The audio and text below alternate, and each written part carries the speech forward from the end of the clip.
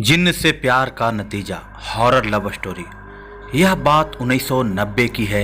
सारिका उस दिन पहली बार अपने हॉस्टल में रहने आई थी। वैसे वो ऋषिकेश में रहती थी, पर उस समय जहाँ ज़्यादा सुविधा ना होने की वजह से देहरादून के एक गर्ल्स कॉलेज में एडमिशन लिया और साथ में उस ही कॉलेज के हॉस्टल में रहने लगी।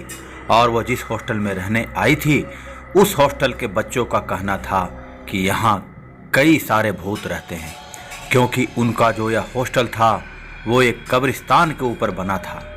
इस हॉस्टल को एक अंग्रेज ने बनवाया था। उसे वहाँ कहीं अच्छी जगह नहीं मिली थी, इसलिए उसने वहाँ एक पुराने कब्रिस्तान के ऊपर ही कॉलेज और हॉस्टल बनवाया था। यह कॉलेज और हॉस्टल बस लड़कियों के लिए उस अंग्रेज ने बनवाया था, क्योंकि उस समय हमारे देश में लड़कियों को ज़्यादा शिक्षा नहीं मिलती थी। उस हॉस्टल में रह रहे बच्चों का यह भी कहना था कि इस हॉस्टल में कई सारी लड़कियों की मौत भी हो रखी है और इसी वजह से इस हॉस्टल के कई सारे कमरे बंद पड़े थे। सारिका उसकी बातों को ज़्यादा गंभीरता से नहीं लेती, क्योंकि उसे भूतों पर बिल्कुल विश्वास नहीं था।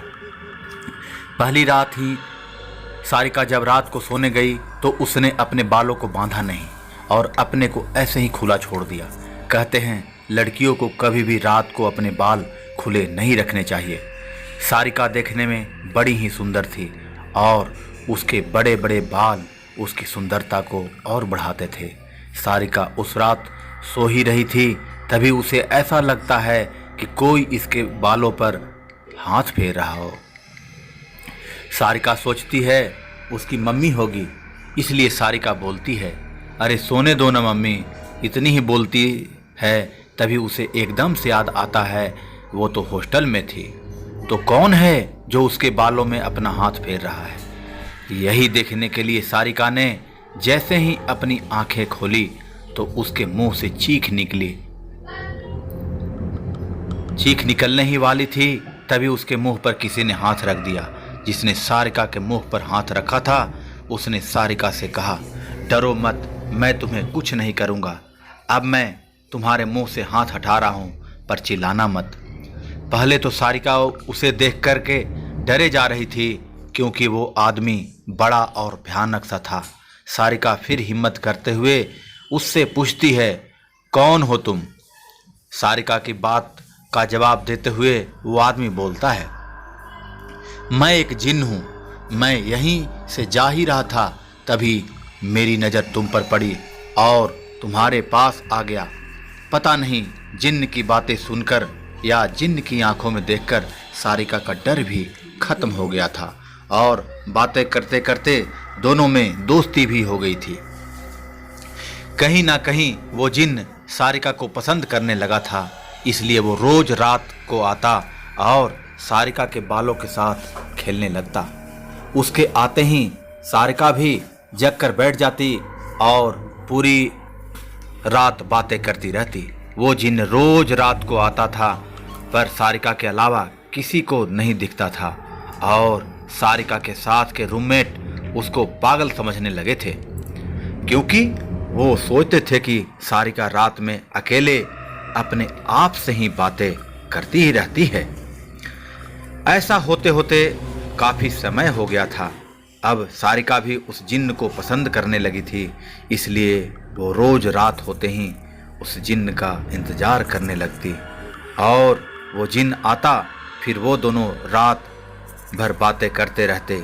रोज रात को जगने की वजह से सारिका सुबह सही समय पर उठ नहीं पाती थी और उसका कॉलेज भी रोज छूट जाता था।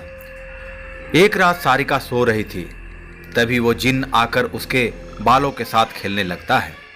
तभी सारिका की एक रूममेट ने सारिका के बालों को अपने आप हवा में उठते हुए देख लिया और उन सब ने अपना रूम चेंज कर लिया। अब सब हॉस्टल में सारिका के साथ रहने में भी डरने लगे थे।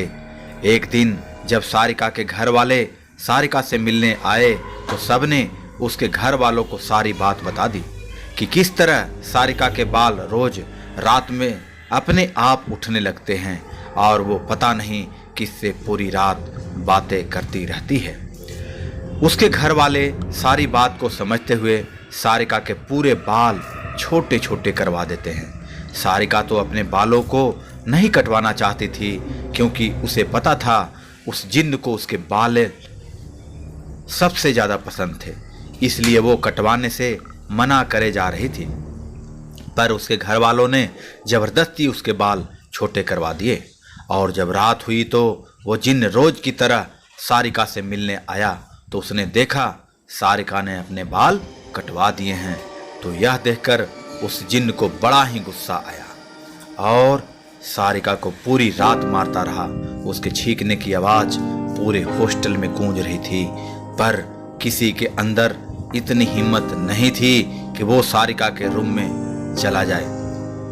और सुबह हुई तो सबने उसके रूम में आकर देखा कि सारिका पूरी तरह से घायल थी। उसके शरीर में कटे के कई निशान थे, जैसे किसी ने उसके शरीर में ब्लेड से काटा हो। उस हादसे के बाद सारिका को उसके घर वाले अपने साथ ऋषिकेश वापस ले गए। दोस्तों, आपको ये कहानी कैसी लगी कमेंट्स में ज़रूर बताएं और हमारे इस चैनल को सब्सक्राइब जरूर करें।